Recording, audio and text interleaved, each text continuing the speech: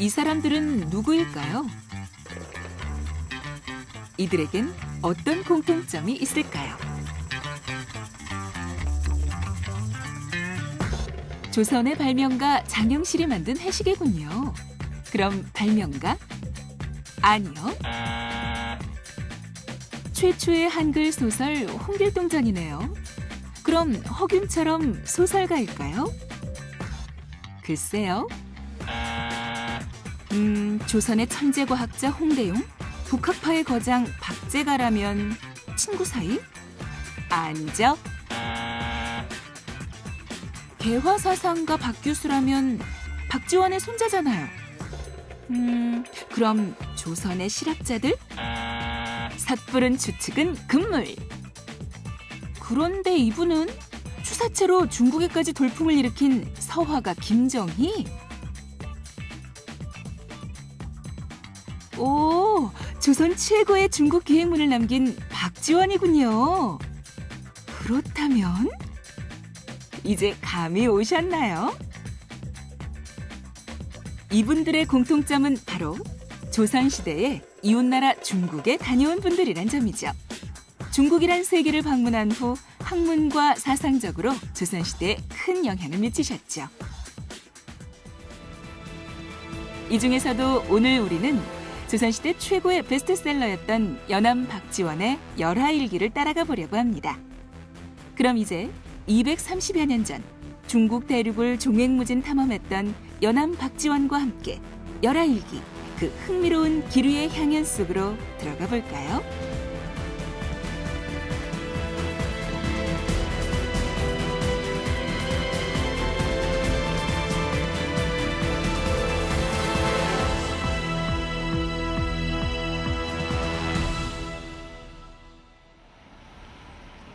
열하일기는 1780년 여름 압록강에서 시작됩니다. 조선 후기 중국으로 떠나던 조선 연행사가 오가던 멀고 험한 노정의 출발선이 바로 이 압록강입니다. 이곳은 중국 단동.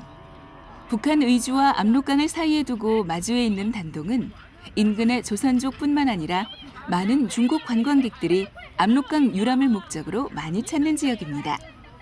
이곳 역시 뜨거운 한류 열풍 덕분에 우리 한복이 인기를 누리고 있네요. 푸르디 푸른 물빛을 자랑하는 압록강.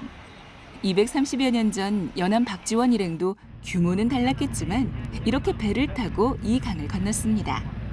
목적지는 연경, 오늘날의 북경이었죠.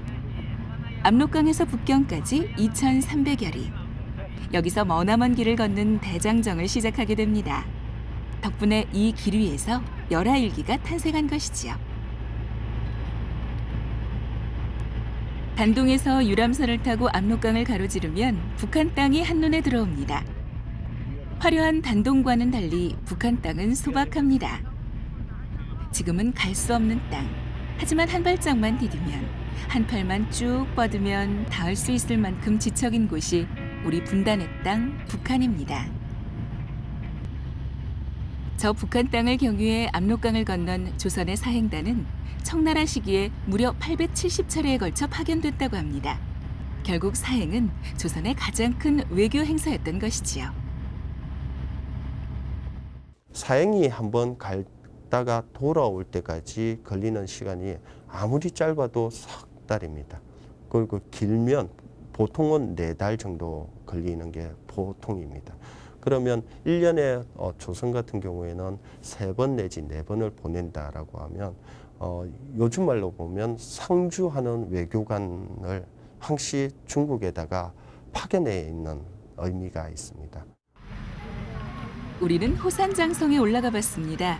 본래 고구려가 중국 수당의 침략에 대비해 세운 천리장성의 일부인 박작성을 개축한 건데요. 지금 중국은 만리장성의 동쪽 끝인 산해관을 제치고 이곳을 만리장성의 동단 기점으로 삼고 있다고 합니다. 여기선 북한이 한눈에 들어옵니다. 장성에 오르니 북한의 농경지가 그림같이 펼쳐집니다. 굽어보는 풍경들마다 고즈넉해 보이지요. 한양에서 의주에 입성한 연암과 조선 사행단 일행은 우리가 바라보는 저 지역에서 여장을 풀고 도강할 준비를 했습니다. 중국으로 가는 조선 땅의 마지막 관문인 셈이었지요. 압록강에서 북쪽 마을을 쭉 지나면 송림 사이로 팔각지붕을 한 정자가 보이시죠? 저기가 바로 의주 읍성의 제일 높은 누각 통군정입니다. 통군정은 박물이 도착하기를 기다리며 사행단이 머물던 장소인데요. 당시 불어난 강물로 열흘간 묵게 됩니다. 당시 중국으로 가는 사행단은 적게는 수십 명에서 많게는 수백 명에 이르렀다고 합니다. 때문에 무리로 나누어 이동하게 되는데요. 사행의 총지휘자인 정사가 속한 상방, 부사가 속한 중방, 일행을 규찰하는 서장관이 속한 삼방이 있었습니다. 그리고 각 방마다 통역을 하는 역관과 수행을 담당하는 비장이 배치되었지요. 그 외 의원, 화원, 군관, 마두와 하인들, 다양한 직종의 사람들이 사행단에 구성됩니다. 그런데 연암은 비공식 수행원이었습니다. 견문을 넓히기 위해 따라가는 자제군관 자격이었기 때문에 책임과 의무에서 벗어날 수 있었지요. 한마디로 사행단의 자유로운 여행자였던 셈입니다. 사행단은 지금처럼 국경을 넘기 전에 압록강에서 반드시 검문을 하는데요. 그 풍경을 한번 볼까요? 연행단은 이곳에서 검문을 받아야만 비로소 압록강을 건널 수 있다.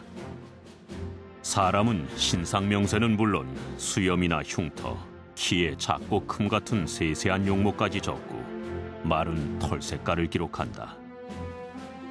행장이 간소한 나는 별 문제 없지만 일행들 소지품을 뒤지니 자질구레한 수십 가지가 나온다. 수색을 하지 않으면 나쁜 짓을 막을 수 없고 수색을 하자니 체면들이 말이 아니다. 세 개의 깃발을 통과하는데 첫 번째 깃발에서 걸리면 곤장으로 매질을 하고 물건을 몰수한다. 가운데 깃발에서 적발되면 귀양을 보내고 마지막 깃발에서 걸리면 목을 베어 길거리에 내건다. 실로 법이 엄중하다.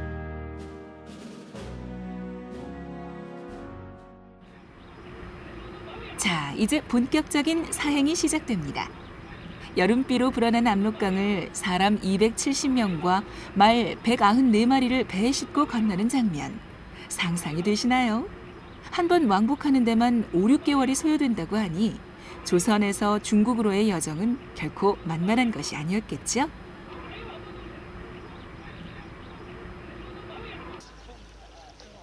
의주의 구룡 나루터에서 배를 타고 중강을 거쳐 에랄하에 이르면 중국인데요. 아직도 이곳엔 그 옛날 나루터의 정치가 남아 있습니다. 你去过那个这个北朝鲜吗？去过，可以穿去，常去，可以穿到那个北朝鲜。咱过不去，靠不了岸，就顺它那个边上走就行。可以去那个北朝鲜吗？坐船？我小时候，小时候也常过去。常过去，那个时候应该没问题吧？那个没问题。他可以过来，咱家也可以过去。以前。现在不行，现在紧了，双方两个国家紧张了。 물살을 헤치며 나아가는 배 위에서 연암은 잠시 감회해졌습니다. 새로운 세계에 대한 갈망과 멀어지는 고국에 대한 그리움이 물길 사이로 한없이 밀려왔던 것이지요.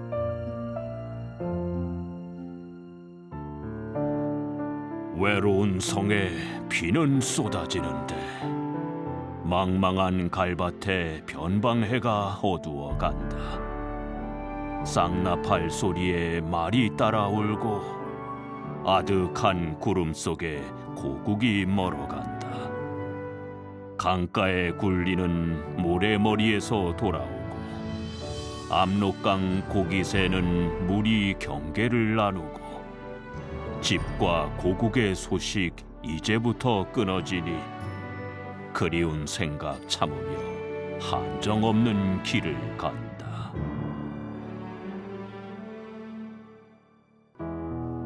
열하일기의 명문으로 최고의 명성을 얻은 문장가이자 북학파의 중심이었던 연암 박지원. 노론 벽파 출신이었던 그는 변변한 벼슬도 없이 18세기 후반 지성서의 큰 부분을 차지합니다. 자유로운 사고의 소유자답게 박제가 유득공, 이덕무 등의 서울 지식인들과 신분을 초월한 평생의 우정을 쌓았는데요. 당시 탑골 공원한 백탑 주변을 학문의 요람으로 삼았다고 해서 이들을 백탑파라 불렀습니다.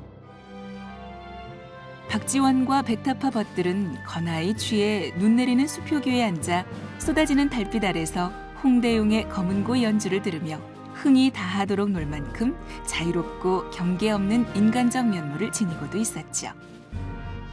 하지만 정조 정권의 실세였던 홍구경의 눈밖에 난 연암은 황해도의 연암골에서 은둔의 시간을 보내게 됩니다. 그러나 1780년 홍구경의 실각으로 그에게도 희망이 찾아오게 되는데요. 그를 아꼈던 박명원이 중국 사행길에 연암을 부른 것입니다. 연암의 삼종 형이자 영조의 딸인 화평옹주의 부마였던 금성이 박명원은 팔촌 동생인 연암의 견문을 넓혀주기 위해 청나라 건융 황제 칠순 축하 사절로 중국에 가면서 연암을 비공식 수행원인 자제군관으로 동행시켰던 것이죠.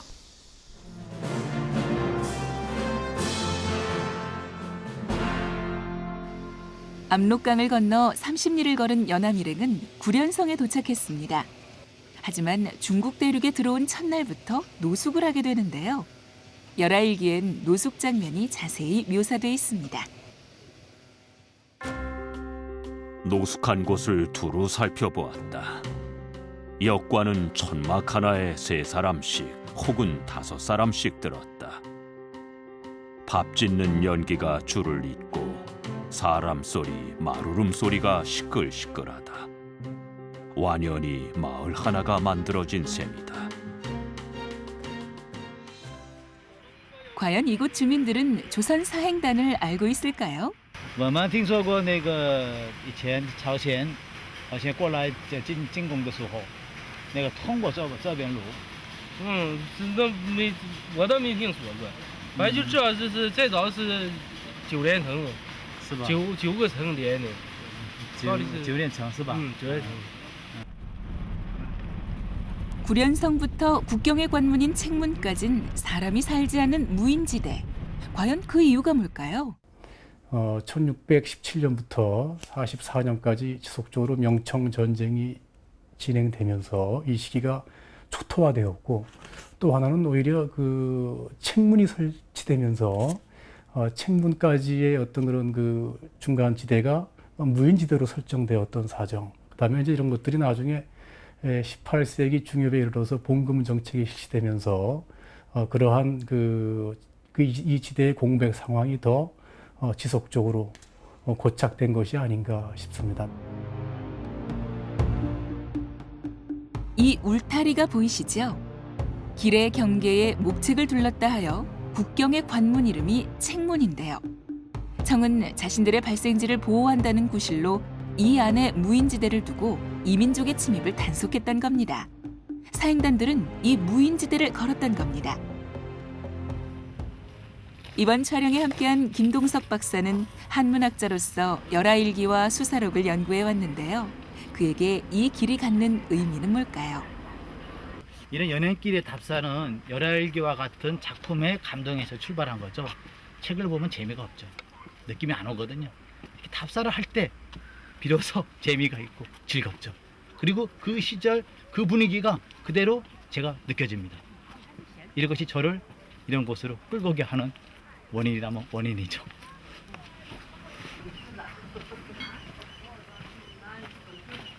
하늘을 이고 땅을 밟고 가는 중원의 끝없는 길. 청나라 건융 황제의 만수절 축하 행사에 늦지 않으려면 까다로운 중원의 날씨도 극복해야 하는 노정이었죠.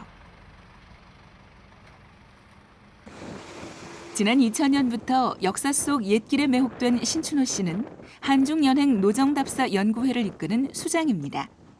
매년 중국 지역 연행노정 답사를 통해 옛길을 발굴해 영상으로 기록하고 있는데요. 연행노정의 루트를 따라가며 잊혀진 옛길을 발견하면 가슴이 벅차오른다고 합니다.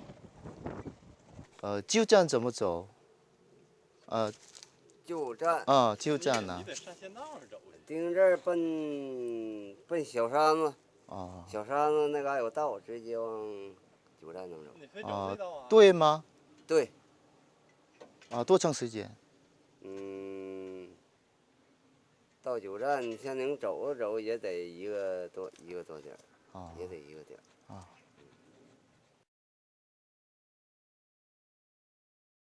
이 길을 가다 보면 과거 연행사들의 행적이나 또 잊혀졌던 역사의 현장들을 복원한다는 그런 느낌이 들어서 상당히 재미가 있습니다. 무엇보다도 이 길은 과거 연행사들이 수백 년에 걸쳐서 지나갔던 길이기 때문에 이 길을 걸으면서 그 사람들의 마음이나 감정들을 저 역시 느낄 수가 있어서 아주 좋은 것 같습니다.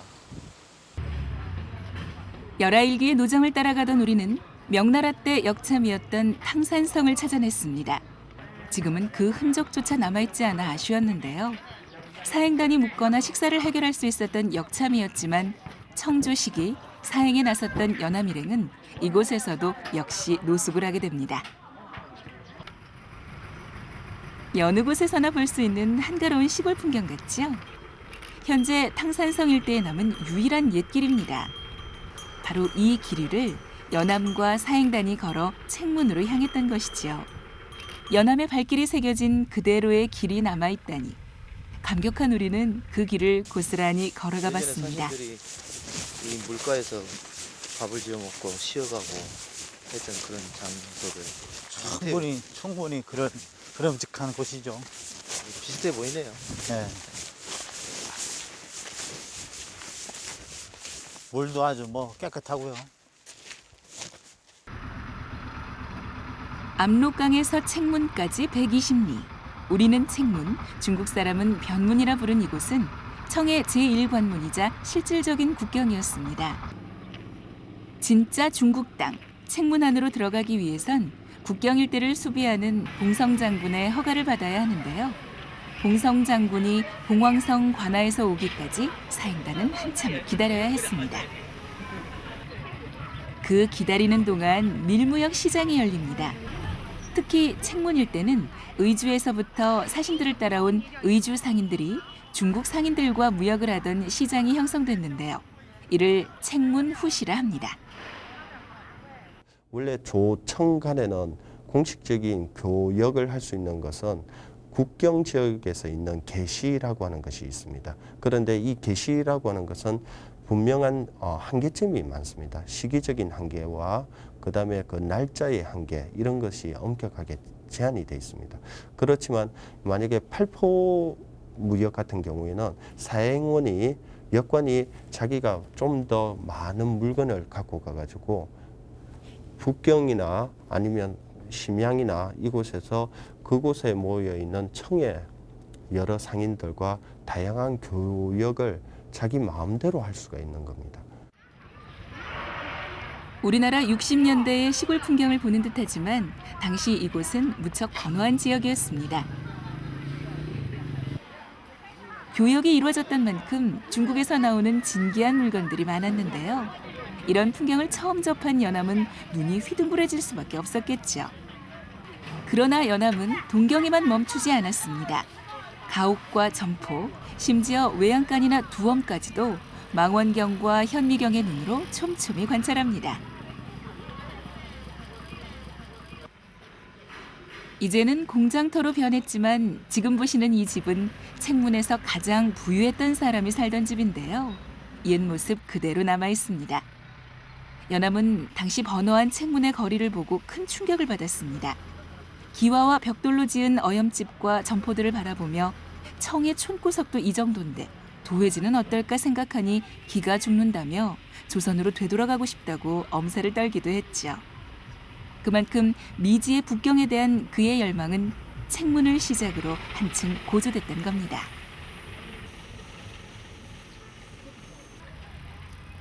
이곳은 봉성 장군이 집무했던 옛날 관아터입니다. 봉성 장군은 국경 일대를 수비하는 인물로 책문에서 통관 절차를 집행했는데요. 봉성 장군은 직접 사행단을 봉황성까지 호위합니다.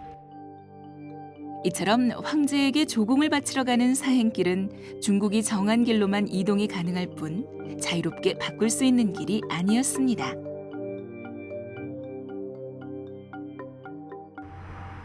책문을 통과한 이후 연암 일행은 길에서 자주 비를 만나고 냇물이 넘치는 바람에 통원보에 이르러선 대여세를 그냥 허비하게 됩니다.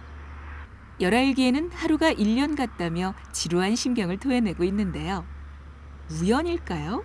사행길을 따라가던 우리 촬영팀 역시 도로공사로 길이 막혔습니다. 휴, 돌아가는 수밖에 도리가 없겠죠.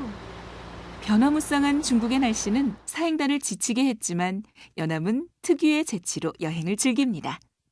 봉성에서 심양으로 가는 길에 통원보가 있습니다. 갑자기 내린 물 때문에 여기서 더 5일간 머물게 되죠. 지금 길이 막혀 차가 못 가는 상황과 비슷합니다. 무료한 시간을 보내기 위해서 사신들이 도박을 하게 되죠. 그러니까 투전판을 벌인 거죠. 근데 사람들이 연암을 끼워주지 않는 거예요. 그래서 연암이 소외를 당한 거죠. 그 다음날 억지로 연암이 끼어들게 됩니다. 끼어들어서 연거포 3판을 이깁니다. 사람들이 자꾸 더 하자고 하죠. 그러니까 연암이 이런 말을 남깁니다. 성공한 곳에는 2번 안 가고 만족을 알아차리는 것이 위태롭지 않다네.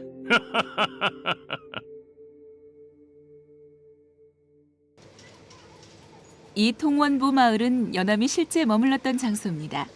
옛날 그대로의 구들과 굴뚝이 보이시지요? 여기서 연암은 구들과 굴뚝 세우는 현장을 보고 조선의 백성도 중국식 온돌법을 배워 한겨울 추위를 면하면 좋겠다고 소망하는데요. 연암의 따뜻한 면모가 느껴집니다.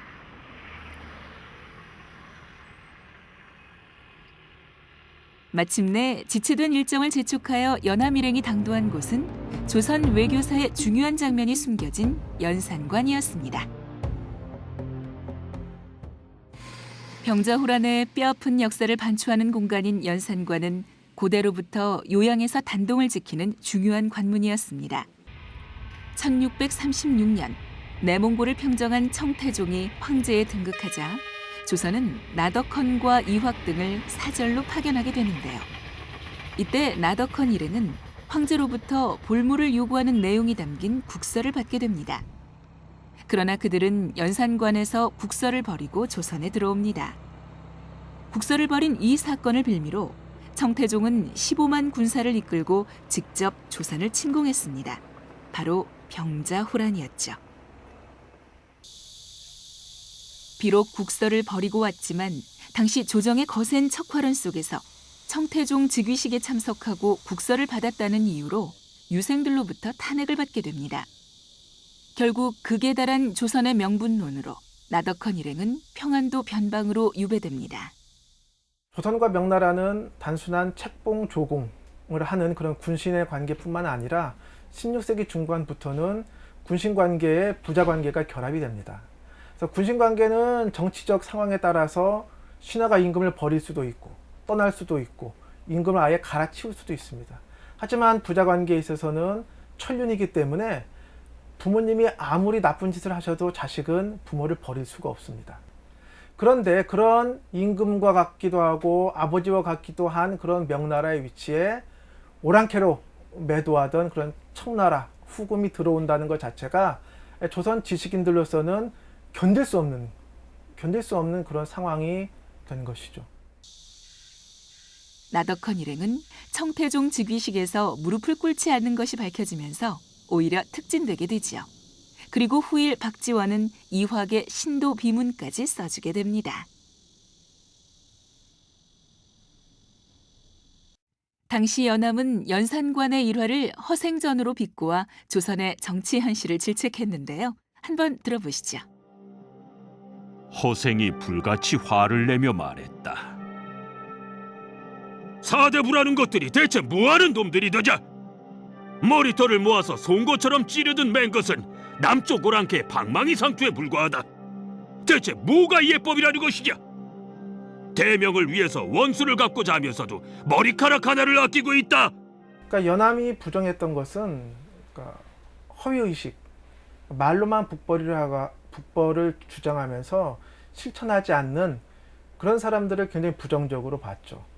반면에 자신들의 정치적 신념을 가지고 행위한 사람에 대해서는 굉장히 긍정적으로 바라봤습니다. 그런 의미에서 나덕헌과 이확은 자신의 목숨을 걸면서까지 그 황제의 즉위식에 참여하지 않았습니다. 그 점에 대해서 연암은 아마 긍정적으로 바라보고 이확의 신도비명을 지은 것 같습니다. 병자호란의 발단이 됐던 연산관을 지나면 병자호란의 참혹함이 느껴지는 험준한 세 개의 고갯길로 이어졌습니다. 마철령, 성문령, 청성령이라 불리는 이 고개들은 지금도 옛길이 남아있는데요. 인조의 항복을 받아낸 청태종은 철군시 소현세자와 복림대군을 인질로 삼고 수많은 조선 포로를 이 길로 끌고 갔습니다.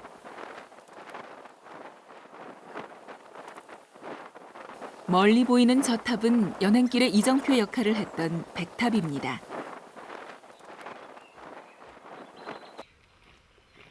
험한 청성령에 이르면 우마차는 백탑이 있는 탑만촌으로 우회하고 사행단은 청성령을 넘게 되는데요. 열하일기에는 청성령을 넘노라니 고갯마루에 관제묘가 있다고 묘사돼 있는데요. 우리가 갔을 땐 폐허가 된 관제묘의 상흔만 보였습니다. 这个地方非常漂亮，请你简单的说明一下这个范围是什么，在哪里？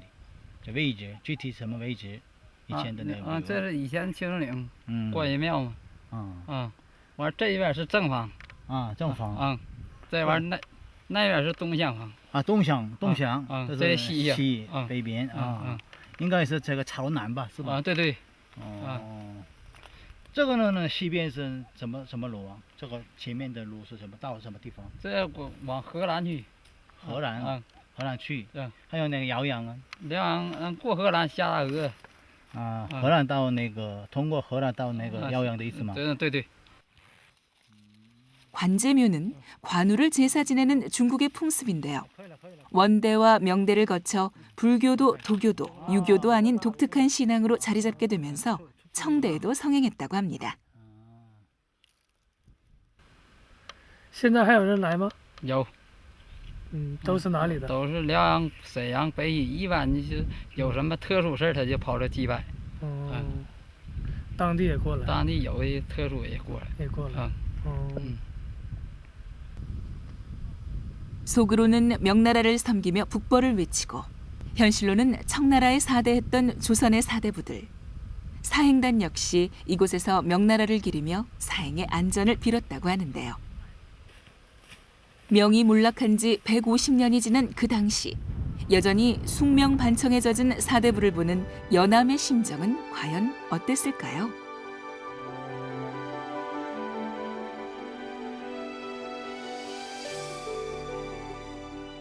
열하일기의 기록이 글로 우리에게 닿았듯 신춘호 씨는 GPS 좌표 트랙을 남깁니다. 오늘날 전해진 수많은 연행록처럼 이젠 이 좌표가 안내를 대신하겠죠. 옛길 답사를 하면서 가장 중요하다고 생각되는 점은 이제 기록에 대한 부분입니다. 저 역시 답사를 하면서 기록 작업의 중요성에 대해서 이제 많이 생각을 하게 되는데 연행록을 따라서 중국적 답사를 하면서도 특히 많이 느끼는 부분은 지금 현재 과거의 그런 그 역사적 현장들이 중국의 경제가 발전하면서 워낙 많이 사라지고 또 파괴되고 그렇기 때문에 그런 현장들을 찾아본다는 것은 상당히 어렵습니다. 그래서 지금 현재 남아있는 그런 모습들이라도 정확하게 기록을 하기 위해서 저 같은 경우는 이제 문자 기록도 물론 하지만 GPS 기록을 좀 많이 활용을 하고 있는 편입니다. 이제 연암 일행은 험한 산맥을 넘어 중국에서 처음 맞이하는 도시인 요양을 향해 나아갑니다.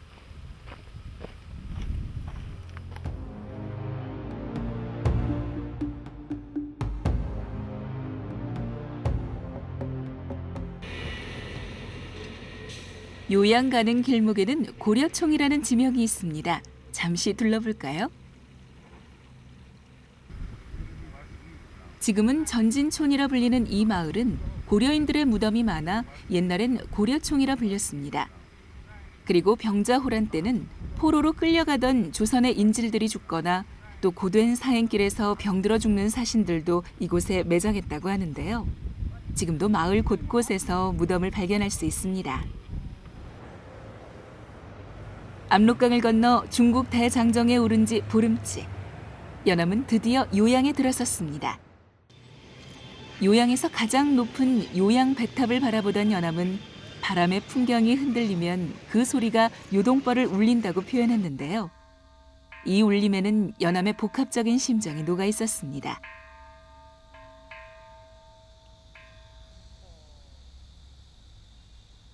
요양 백탑은 일명 평려탑이라 불리는데요. 당나라가 고구려를 무너뜨리고 쌓은 탑입니다.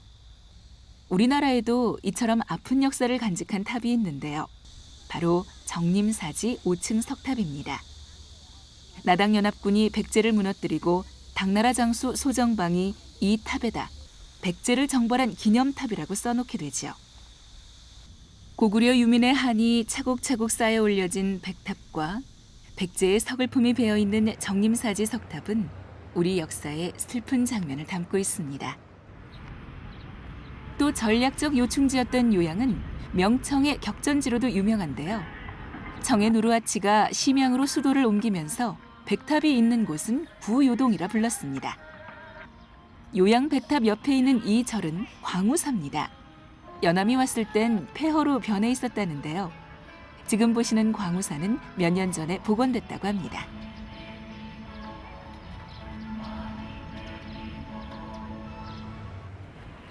광우사 앞 광장에는 이색적인 풍경이 펼쳐지는데요. 광장 곳곳에 쭈그려 앉아 머리를 맞대고 심각한 이야기를 주고받는 사람들이 많습니다. 바로 점술가와 점을 보는 사람들인데요.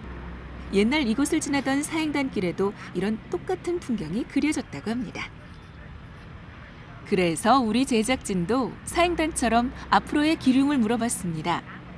멋들어지게 차려입은 점장이를 찾았습니다. 방법은 간단해 보이는군요. 우선 손금을 봅니다. 돋보기로 주의 깊게 살펴보는데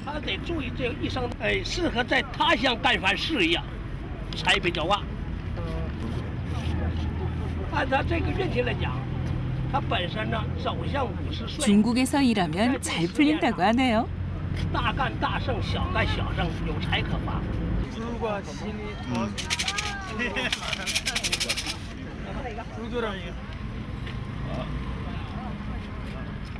그리고 추첨으로 기름을 묻습니다. 추첨이란 말 그대로 제비를 뽑는 건데요. 이 대쪽을 첨이라 부릅니다. 운에 맡기고 첨을 뽑았습니다. 과연?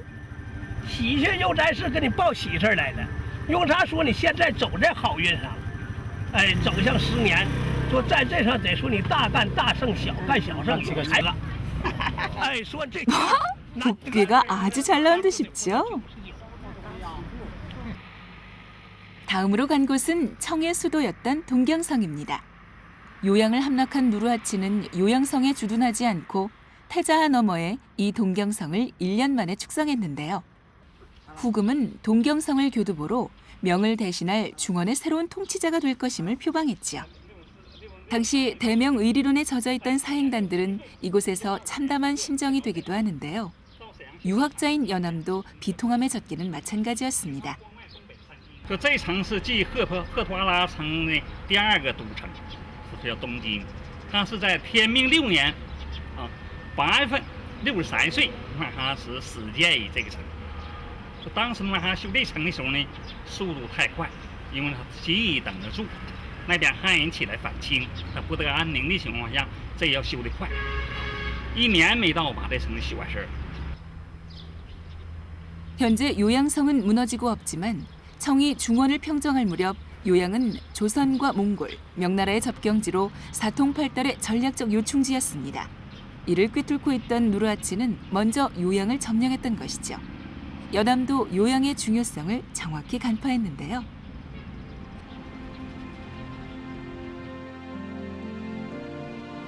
천하의 안위는 늘 이 요양의 넓은 들에 달렸으리 이곳이 편안하면 천하의 풍진이 자고 이곳이 한번 시끄러워지면 천하의 싸움북이 소란이 울려댄다. 当时的交通方便啊，交通方便在哪呢？当时是靠水上运输啊。我们离这城1里路，就迎水市就是码头啊。说太和、辽河连接，下游就有渤海。说努尔哈赤在从这西北门出的1里路到码头就搞船舶运输，而且这块地方呢还是个居是最好要地啊，易守难攻。说有天险，太和是因那当时没有桥，努尔哈赤在这一驻兵，那边汉人就过不来了。他在这本身安定了，是这么原因才建立了东京城。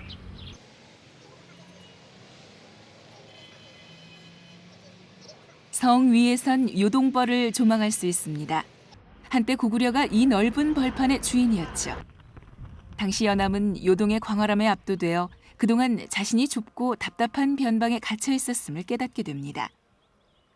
평원을 볼 수 없는 조선의 땅만 보다가 아득히 펼쳐진 요동벌판의 장대함을 보고 감격했던 것이지요. 통쾌한 울음을 쏟을 만한 장소라고까지 했는데요. 어떠신가요? 오, 훌륭한 울음터로다. 통곡 한번 크게 할 만한 좋은 장소로다. 통곡이라니? 갑자기 무슨 말씀입니까? 천고의 영웅은 울기를 잘했고 천하의 미인은 눈물이 많았다네. 사람들은 칠정 가운데서 오직 슬픔에만 우는 줄 아는데 실은 칠정 모두가 울음을 잘낸다네. 기쁨이 사무쳐도 울게 되고 노여움이 사무쳐도 울고 즐거움이나 사랑함이 사무쳐도 울게 되고 욕심 때문에도 울게 되는 것이네. 그럼 저도 울음터가 저토록 넓으니 선생과 함께 통곡을 한번 해야겠습니다. 그런데 통곡하는 까닭을 칠정 중에서 고른다면 어디에 해당할까요? 그건 갓난아기에게 물어봐야 될 것이네. 어머니 뱃속에 있을 땐 캄캄하고 막혀서 갑갑하게 지내다가 갑자기 탁 트이고 훤한 곳으로 나오니 참으로 시원하지 않겠나. 어찌 참된 소리를 내어 자기 마음을 크게 펼쳐 보이지 않을 수 있겠나. 그러니 우린 갓난아기의 꾸밈 없는 소리를 본받아 한바탕 울어볼 만한 것이네.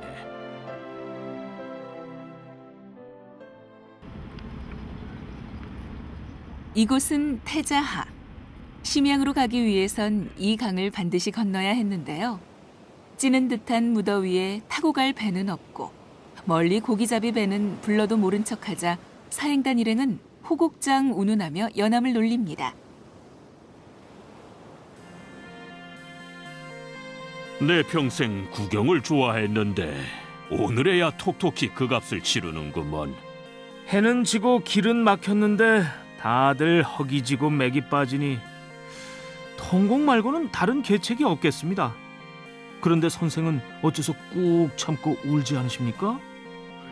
어려운 처지에 있는 사람을 이렇게 외면하다니 저놈의 어부 인심을 낳을 만하구나. 육노망 선생처럼 점잖은 분이라 해도 한 방에 패대기 쳤을 거야.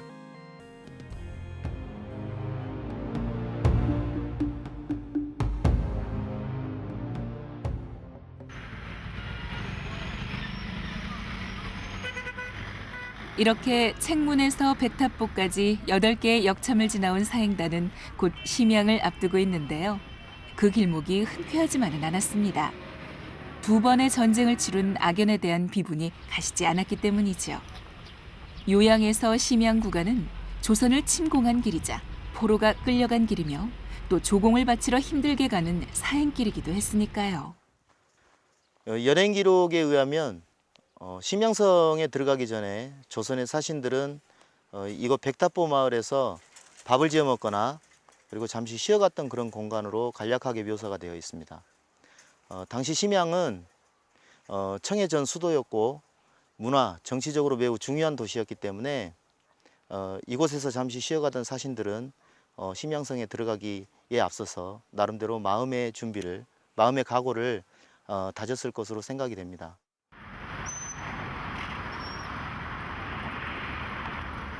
이곳은 심양을 가로지르는 혼하.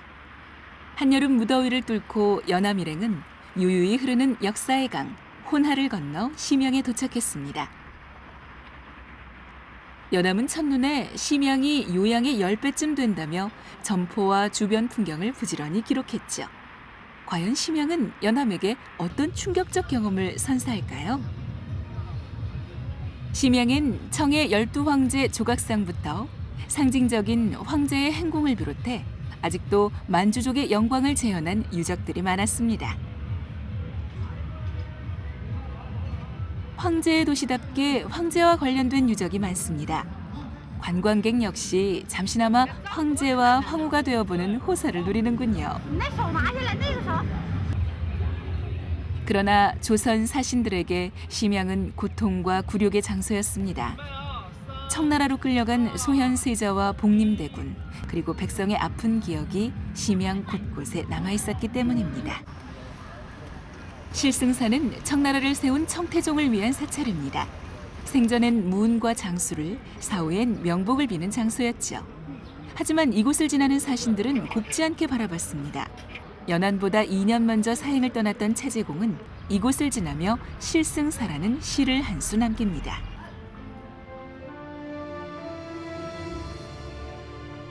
(4월) 청양꽃 가지에 가득 피었어도 나그넨 말없이 비석만 훑어본다.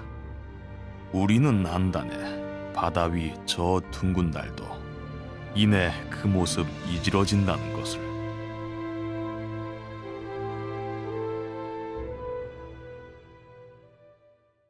연행을 주로 떠났던 세력들은 이제 노론 쪽 세력들이 많았었고, 이런 노론 쪽의 정신적 내지는 실제적인 그 육친적인 그런 선조들은 병자호란한테 척화했던 사람들이었고, 그래서 실제로 심양에 끌려왔던 사람들도 있었고, 그렇습니다. 그래서 조상들에 대한 생각 때문에 비분관계할 수도 있는 거죠. 또 하나는 그걸 기록으로 남겨놓기 때문에 의식적으로라도 청나라에 대해서 비분관계하는, 대신 부정적으로 바라보는 그런 견해를 피력해야만 했던 것은 아닐까. 하지만 연암은 심양에서 다른 사신들처럼 비분관계하는 모습을 보이지 않습니다. 오히려 숙소에 도착하자마자 주위의 우려와 만류를 무릅쓰고 화장실을 간다는 핑계를 대고는 거리로 뛰쳐나갑니다. 연암의 심양 기행이 시작됩니다. 먼저 황제의 거처인 심양 행궁을 순례합니다. 황궁으로 건립됐으나 연암 일행이 왔을 때는 북경으로 수도를 천도한 뒤라 황제가 살진 않았습니다. 그러나 경비가 삼엄해 함부로 들어갈 순 없는 곳이었죠. 하지만 왕성한 호기심의 대가인 연암이 지나칠 리 없었겠지요. 일행들은 닫힌 문 앞에서 실망해 돌아갔지만 연암은 관리들의 눈을 피해 황궁을 샅샅이 구경하고 다녔는데요. 함께 따라가 볼까요?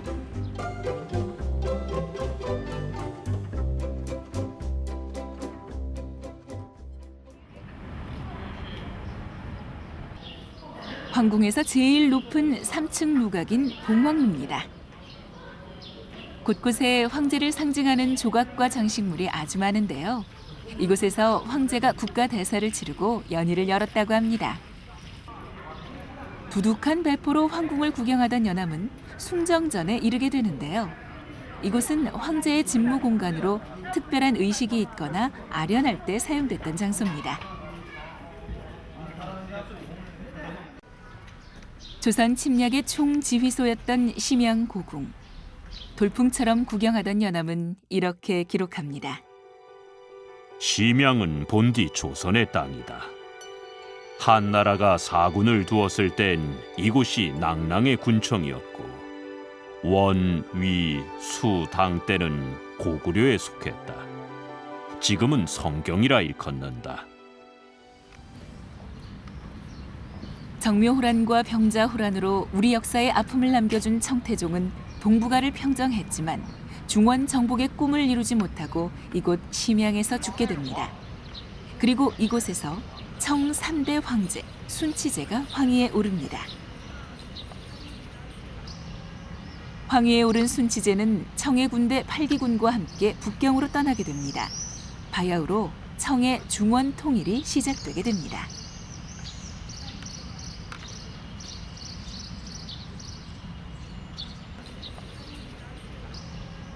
그리고 이제 심양 황궁은 다만 황제의 쉼터일 뿐 중원의 중심 북경을 장악한 황제는 더 이상 심양에 없었습니다.